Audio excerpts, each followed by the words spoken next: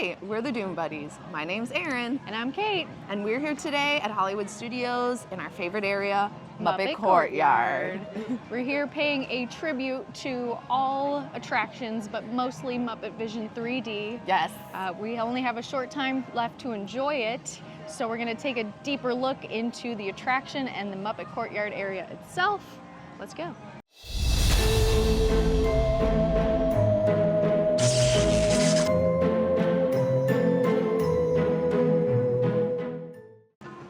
Gonzo's Royal Flush is a direct reference to the 2011 Muppet movie, but also the 1979 original film.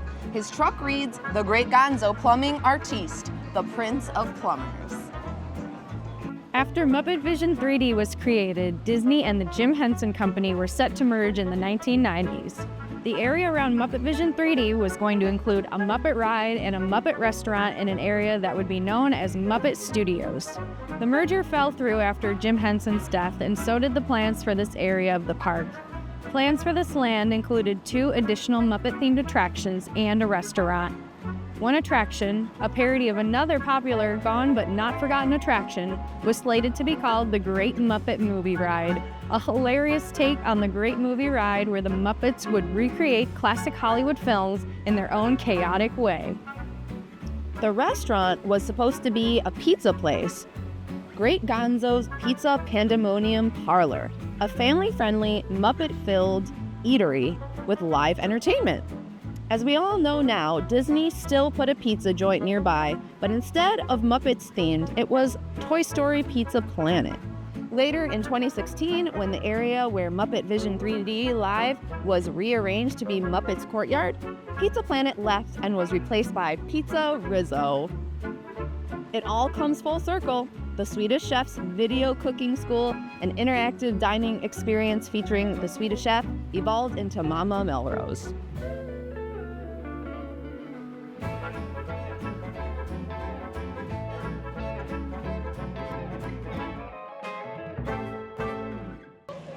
If you look closely at the clock tower, you can see Gonzo swinging from the minute hand.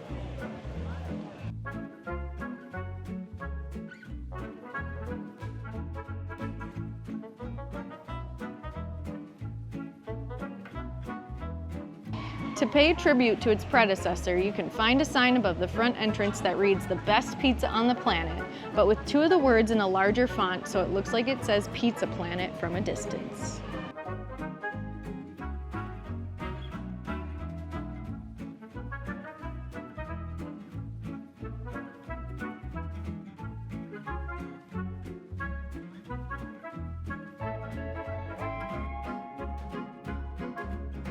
The area near the entrance across from the ordering stations features photographs and mementos honoring who appears to be Rizzo's father. For example, Papa Rizzo's apron from 1916 is on display. Photos featuring a Little League team named the City Rats can also be seen, along with a pendant and baseball bats in both human and rat sizes.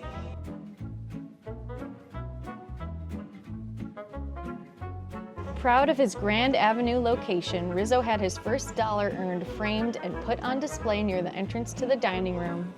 Unfortunately, it looks like Pepe may have stolen it, leaving an IOU in its place. According to a postcard on the corkboard upstairs, this Pizza Rizzo in Southern California is the second famous original Pizza Rizzo, so it can be assumed that the first was opened by his father in New York. Rizzo celebrated his grand opening with a free slice on him, but the coupon was only ever valid next week. Advertised outside and on flyers upstairs, Rizzo's Deluxe Supreme Banquet Hall puts the Rat in Celebrate, able to accommodate up to 150 guests or 875 rats. The Deluxe Supreme Banquet Hall features a dance floor and a once state-of-the-art sound system. Just outside the banquet hall, a sign shows information for the next upcoming event. This sign is covered with Muppet references. For starters, even the top message, "Somebody Got Married," may be an allusion to the song from the finale of The Muppets Take Manhattan called "Somebody's Getting Married."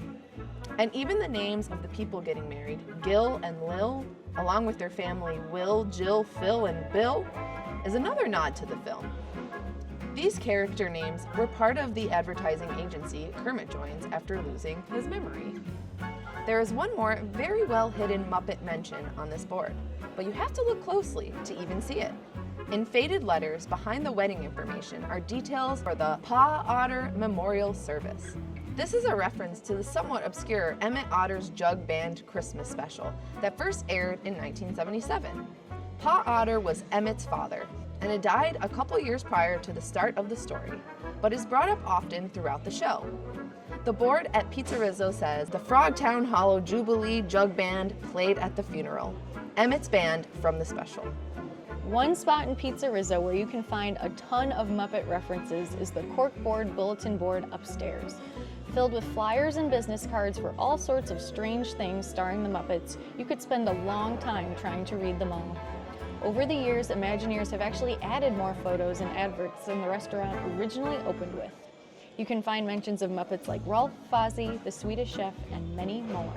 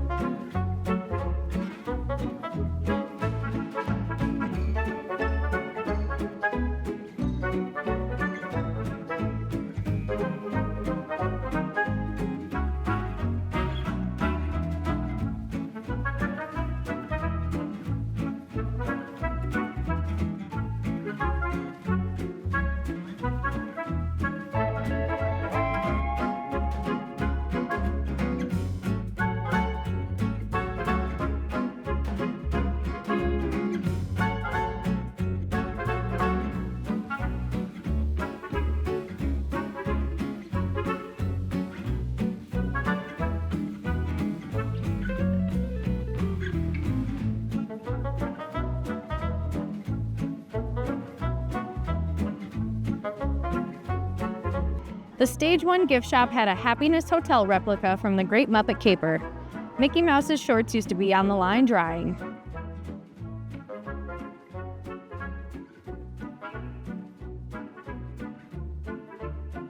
Muppet Vision 3D was one of the final Muppets projects with the involvement of Jim Henson, as well as veteran Muppet performer Richard Hunt, who's best known for the voice of Beaker, Scooter, Statler, Janice, Sweetums, and Junior Gorg from Fraggle Rock. And one of the last times that these two performed their characters. This was the final Muppet project that Jim Henson was personally involved with before his death. This also marked one of Henson's final performances as his Muppet characters. Henson died in 1990 before production of the film was complete, and Hunt died in 1992.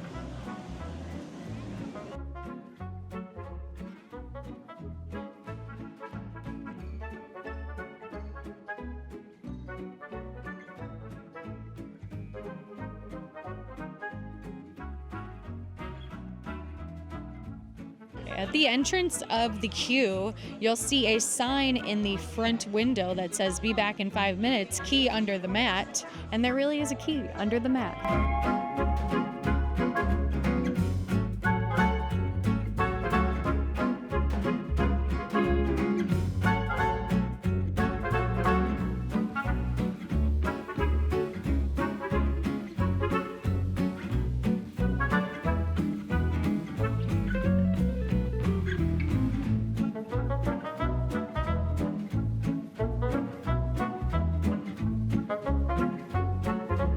In the pre-show area, if you look above, you'll see a net full of Jell-O cubes.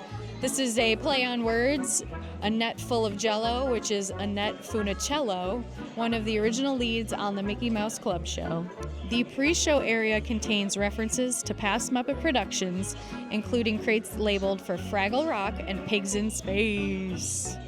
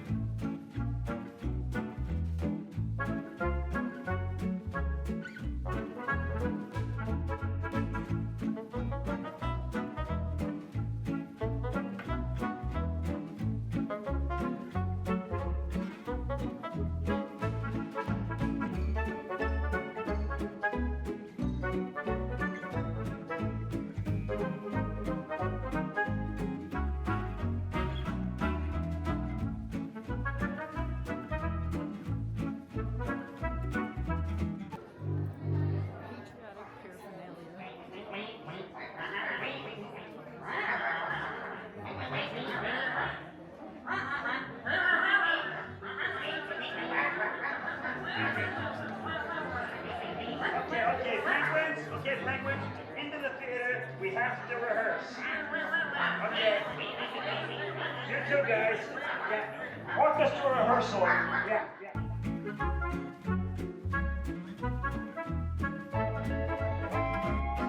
All right. Before we go in, here's Sam Eagle with some important safety instructions. Ladies and gentlemen, boys and girls, I am Sam Eagle, and these are some important safety instructions for you. Sam. Not now, don't. Sam, this is urgent. Come here. What is? What? Yes. Really? Here? Right over there. Well, of course, certainly. Ladies and gentlemen, we have an unexpected surprise. I have the great honor of introducing the one, the only, Mr. Mickey Mouse. Oh, hello, hi there, welcome to my park. How you doing? Hello. Whoa. What? You are not Mickey Mouse, you are a rat. Rat smack. Besides, they're tourists. What do they know? You get out of here. Okay, but do I still get my $10? Get out. I got a Donald Duck back here. Glasses. Just don't put them on until you're seated inside of our theater and asked to do so by our lab technician. These automatic doors are going to be opening towards you, so please make sure we are fully, completely behind the yellow line.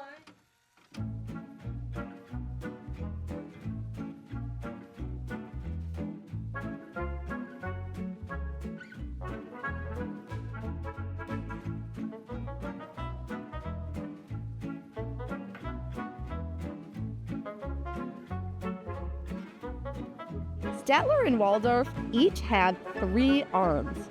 At the end of the show, when the cannon goes off and does damage to the theater, they duck down and wave white flags as a sign of surrender. The arms with the white flags aren't actually attached to the animatronic figures. They are attached to the inside of the symphony box. And the movement is entirely separate from the animatronic figures themselves.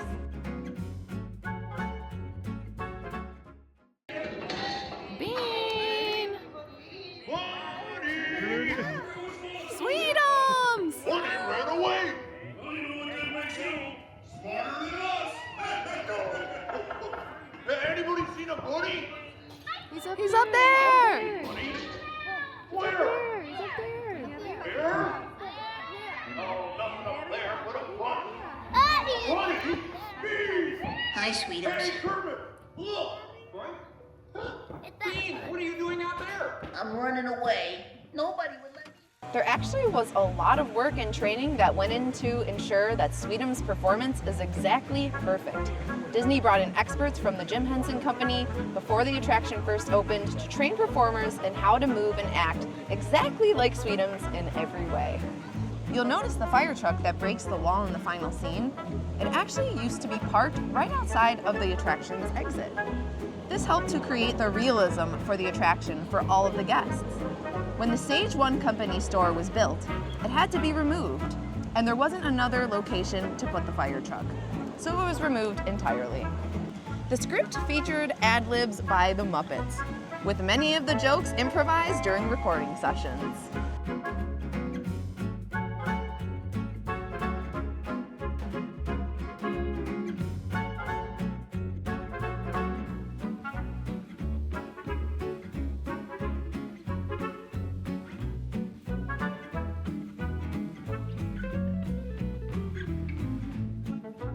So we just got out of Muppet Vision 3D for the last time. We're a mess. It's just, we knew this was gonna happen. Yeah, there's no words. I mean, it was just so creative, and It's really sad. it's really sad. It's hard. I mean, it's hard to believe we were just saying they refurbished the seats. They did new projection mapping. They made it like digital. They enhanced the original film. Right. So it just feels kind of like a betrayal. It felt like it was gonna be here forever. Right. Like we really didn't think that they would touch it because it's so like important. Like it's such a piece of history. Like it literally should be like a museum. It's so For real. It's so important to the Henson like legacy. So for it to just be gone, it like hurts. It does. It's truly hard to believe. In fact, when we walked in the queue, like that's when it hit me, is that we're losing this. I know, we're like looking around at all of the detail and Yeah. just the small little stuff. And the amount of people, again, that were in there, like, it wasn't like it was an empty theater, so... People were laughing. Kids are laughing. Kids that, like, I could tell the people behind us, they weren't... enjoying it. They weren't, like, native English speakers, and, like, they were loving it. They thought it was hilarious. Yeah. I really don't know how to process it. The fact that we came here to do this is really important to me, and, Yes. like, it means a lot that we got to see it before it's gone, but like the fact that it literally will be gone, and I don't know what they're doing with it, the physical remnants of it, Right. and it like hurts me. Yeah. We know that the Muppets are going to be in place of Rock and Roller Coaster, but we don't really know to what extent. And obviously none of it is the original voice cast or puppeteers. Nothing of it actually is Henson, centric. It's not. Right. It's the new Disney version of the Muppets, which many people don't like. Right. What can you do, right? What can you do? I guess we just want to leave it on a note that this place was very special. Yeah, it was. We're just grateful that we grew up in the time when the Muppets were really big, Yeah. and we're able to really fully enjoy this area. And it's not like we're the only people who feel Right. this way. So We know that, and that's why we wanted to make this video, because we know that other people feel the same. There's a and lot of people in the Muppet community, and it's a very positive and loving place. So, yeah, it's sad to see that those ideals of the Muppets, like, not in the world anymore. Right. So this was a nice place for that, and now it's gone. But we're forever grateful. I'm trying to leave it on a positive note, but for me that's very hard because Yeah. it didn't have to be this way. Right. But I guess we keep moving forward, and Yep. at least we memorialized it in this video. And we know that it's not the end of the Muppets, so Yeah. we can at least think of that and look forward to whatever is coming next for Jim Henson's Creature Shop and Jim Henson Studios and the Muppets themselves. Yeah. Well, we love you guys. Thanks for watching, and hopefully this is as special to you as Yeah. it is for us.